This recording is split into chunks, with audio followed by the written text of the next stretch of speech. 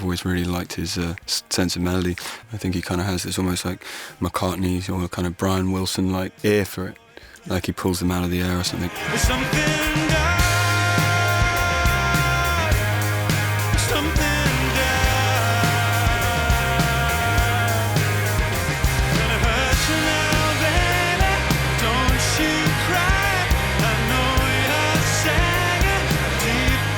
Guys in the band, Harry, Pete and Jamie, the way they play definitely informs the way I write, and now that we are kind of writing a lot more together, yeah, it's kind of hard to tell where I stop and they start, which is great. That's how a band should be, and they're all such great musicians, and I think that's good to be surrounded by people who can do things better than you can, because it'll raise the game of what you're doing, you know?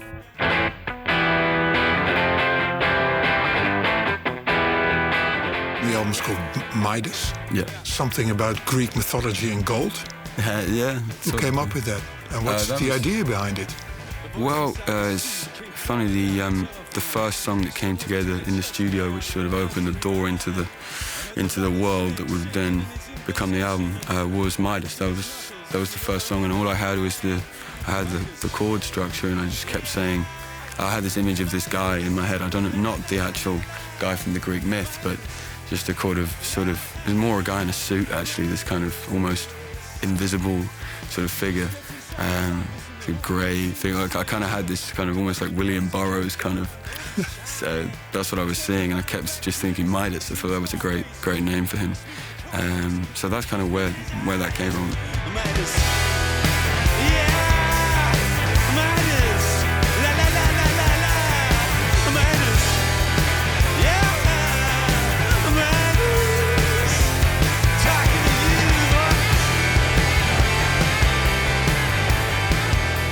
Do you consider yourself a good musician? I'm competent in certain areas.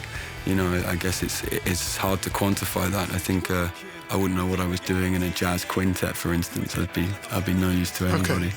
But you know, I was brought up on a lot of kind of old blues music and stuff, so I spend a lot of time playing that kind of stuff, and I still have a soft spot for that. It doesn't come out so much in the songs we're doing now, but I could maybe kind of get into a bit of that and kind of hold my own for about 10 minutes, maybe in a blues band. But yeah, I don't know. I think I was much more focused on the technicalities of being a musician when I was younger, and then as I got older and older, it became less of a focus for me, and it became more about songwriting and trying to capture that kind of ethereal thing.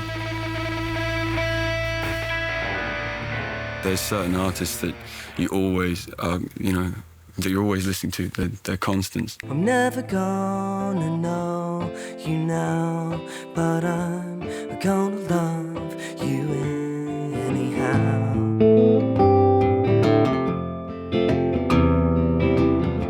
A lot of the stuff I kind of grew up with had a great sense of melody, so I guess that's why I really liked him. I think he kind of has this almost like McCartney or kind of Brian Wilson-like ear for it.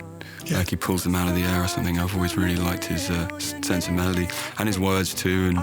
And it was just great to sort of discover him at that age, and he's great. I didn't realise you'd had him here till today. November 98. 98. Here it is, the revenge to the tune. You're no good. You're no good. You're no good. You're no good. Why did you want to take that Elliot Smith atmosphere in your music? I kind of like the idea of, because his voice and his music is some of it's very delicate, and I kind of wanted to put that in with a sort of heavier sound and to get the contrast. And I always loved the way his vocal lines sort of float over the music. I'm here today, expected to stay on and on and on. I can't do this song. I've played it too many times. I've just played it hundreds of times, and I'm just sick of it, and I just can't play it. I'm sorry. No, that's all right. You made me very happy while choosing Sharks Patrol These Waters by Morphine from the 2 Meter Archive. My brain was out of tune. My whole brain was out of tune. Why Mark Sandman? Why Morphine?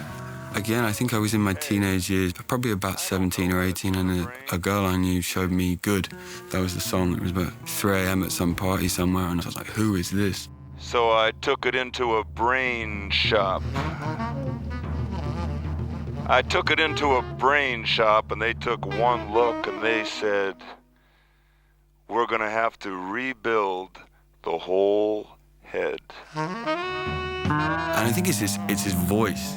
It's the whole band setup too, you know, it's a very kind of unorthodox setup. You got the drums, you got the sax, and you got this sort of slide bass, which I don't think, like, to my knowledge, no one else had done anything in that combination. But then his voice is kind of that Lou Reedy, kind of almost speaking. It's a world, isn't it? I think all these great artists, their music makes you go somewhere else, and his voice and their music kind of did that. And then obviously you see him, and he looks exactly like he sounds on the record.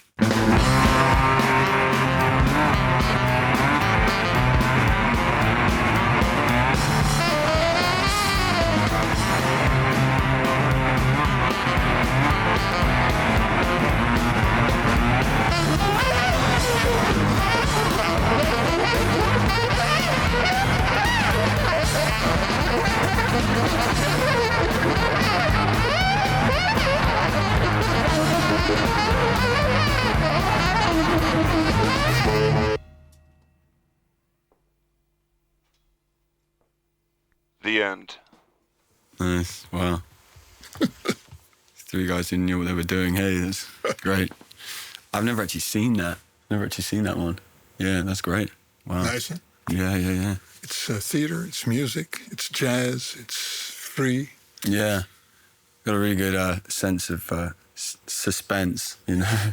You had the same engineer that did Elliott Smith and Morphine. Well, I'm very, very good company then. Yeah. One of these friends, they say that they need you. When you need them, they just get up and leave you. One of them said, nah, I don't care if this kills you, but if it did, Katie, why